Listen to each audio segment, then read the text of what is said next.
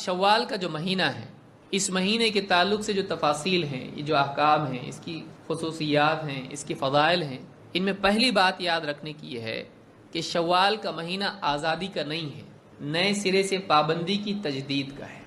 شوال کا مہینہ یعنی کہ بس رمضان اب ختم ہو گیا، اب ہم آزاد ہو گئے۔ شیاطین کے ساتھ مسلمان آزاد نہیں ہوتا ہے۔ رمضان کے بعد کون آزاد ہوتے ہیں؟ شیاطین۔ مسلمان کے لیے آزادی نہیں ہے، مسلمان ہمیشہ پابند رہتا ہے۔ لہٰذا بہت سارے لوگوں کا حال یہ ہوتا ہے کہ وہ رمضان میں اپنے گناہوں کو روکے رکھتے ہیں۔ کس لیے؟ شوال کے لیے۔ وہ رمضان میں اپنے آپ کو پابند بنائے رکھتے ہیں۔ کیوں؟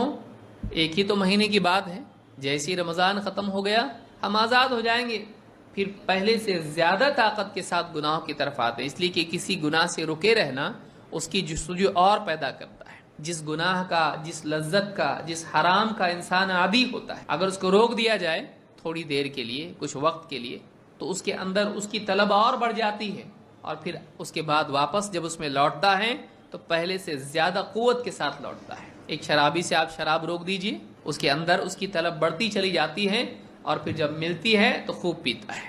ہمارا حال اس شرابی کی طرح نہیں ہونا چاہیے کہ ہم صرف رمضان کو اپنے اور گناہ کے درمیان ایک دیوار مان لیں کہ وقتی طور پر ایک دروازہ ہے جو بند ہو گیا ہے، ابھی کھلنے والا ہے۔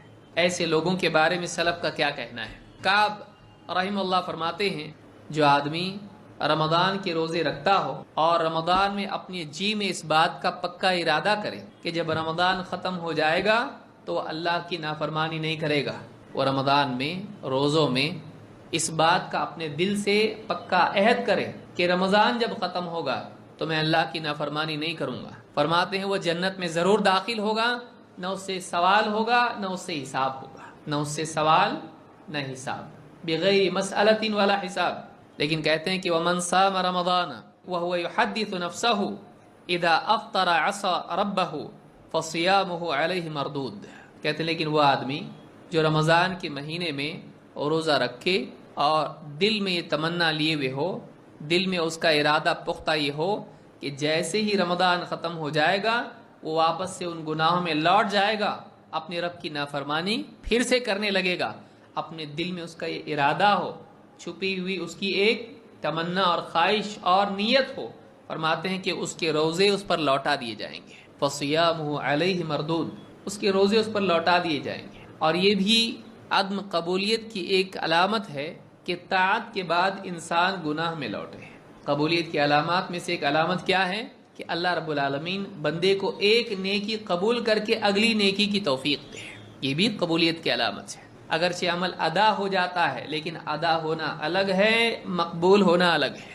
آدمی بعض اوقات نماز پڑھ لیتا ہے، اس سے فریضہ ساقط ہوتا ہے، اللہ قبول نہیں کرتا ہے۔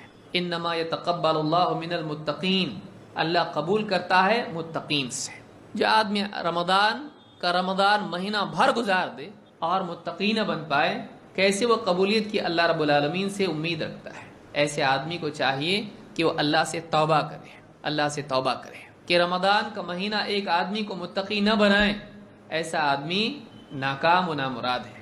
اس کو اپنے رمضان پر خوش نہیں ہونا چاہیے، اس کو اپنے رمضان پر فخر نہیں کرنا چاہیے کہ دیکھو کتنا اچھا رمضان ہو گیا۔ نہیں، اگر رمضان کے بعد اس کی زندگی میں تقویٰ نہیں آیا ہے تو اس آدمی کو اللہ سے ڈرنا چاہیے اور اللہ کے سامنے رونا چاہیے کہ کہیں میرا رمضان برباد تو نہیں ہو گیا، کہیں اللہ رب العالمین نے میرے روزے رد تو نہیں کر دیے، کہ روزوں کے بعد بھی میرے اندر تقویٰ نہیں ہے، کیونکہ اللہ رب العالمین نے فرمایا کتب علیکم الصیام کما کتب علی الذین من قبلکم لعلکم تتقون، تم پر روزے فرض کیے گئے جیسے تم سے پہلوں پر روزے فرض تھے۔ کیوں فرض کیے گئے؟ تاکہ تم متقی بن جاؤ۔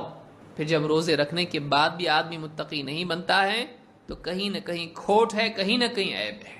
آدمی کو اللہ رب العالمین سے توبہ کرنا چاہیے۔ لہٰذا یہاں پر آپ دیکھیں سلف کہتے ہیں کہ جو آدمی رمضان میں یہ نیت رکھے ہوئے ہو کہ رمضان کا مہینہ ختم ہوتے ہی پھر سے میں اپنی معاصی کی زندگی میں دندناتے بھاگوں گا، دوڑوں گا، لوٹوں گا، ایسے آدمی پر اور اس کے روزے اس کے منہ پر مار دیے جائیں گے، لوٹا دیے جائیں گے، اللہ نہیں قبول کرے گا اس کو۔ لہٰذا آدمی کو چاہیے کہ وہ رمضان میں اس بات کی نیت رکھے ہمیشہ کہ رمضان کے بعد میں ایک نئی زندگی کی شروعات کروں گا، میں متقی بن کر زندگی جینے کی کوشش کروں گا۔ اس کی نیت رمضان میں رکھنا چاہیے، نہ یہ کہ آدمی یہ سوچے کہ چلو رمضان ہو گیا الحمدللہ، اب واپس سے گناہوں کی زندگی میں لوٹیں گے۔ اب کیا کیا لذتیں چھوٹی ہیں، ایک ایک لذت اب کئی گنا اس سے موج مستی کریں گے، فلمیں، ناچ گانے، بے حیائی، گناہ اور وہ ساری چیزیں۔ تو یہ بہت بڑی یاد رکھنے کی بات ہے کہ شوال کا جو مہینہ ہے یہ مسلمان کے لیے گویا کہ ایک نئی زندگی کی شروعات ہے، اس کو گناہوں میں لوٹنے کا راستہ نہیں بنانا چاہیے۔